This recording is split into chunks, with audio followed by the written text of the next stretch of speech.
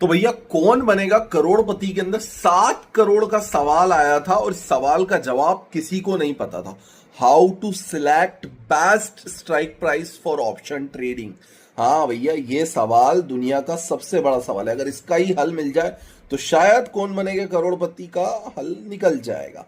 तो how to select best strike price on option trading, क्योंकि out the money जाते हो तो जीरो हो जाता है, इन द मनी जाते हो प्रीमियम इतना हैवी मिलता है कि समझ नहीं आता, एट द मनी जाते हो तो कई बार चलता है कई बार नहीं चलता। इसी का सवाल का जवाब इस नेक्स्ट 30 सेकंड में मिल जाएगा।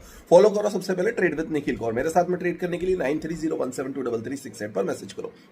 देखिए, स्ट्राइक प्राइस का सिलेक्शन डिपेंड करता है मार्केट के मूवमेंट पर। मान लो कोई भी इंडेक्स है जिसकी वैल्यूएशन चल रही है 10,000 के आसपास, अगर उसका डेली एटीआर 300 से 400 पॉइंट का है तो आप 100-200 पॉइंट के ऊपर का या 100-200 पॉइंट नीचे का आप प्राइस लेकर के चलेंगे तो भी मूवमेंट अच्छा मिलेगा।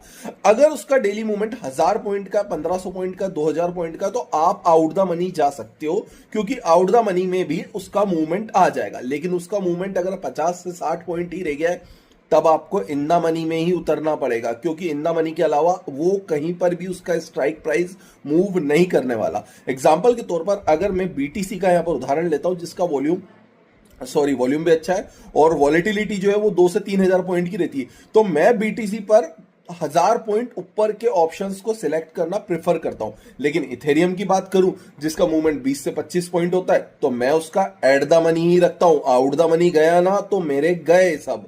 ठीक है, तो यही होता है सही स्ट्राइक प्राइस का सिलेक्शन करना। यानी strike price is depend on the movement of your index, stock, coin या कमोडिटी, जिसमें भी आप ट्रेड करो। लेकिन हाँ, अगर आप मेरे साथ में ट्रेड करो तो नंबर ऊपर आ रहा है आपका 9301723368।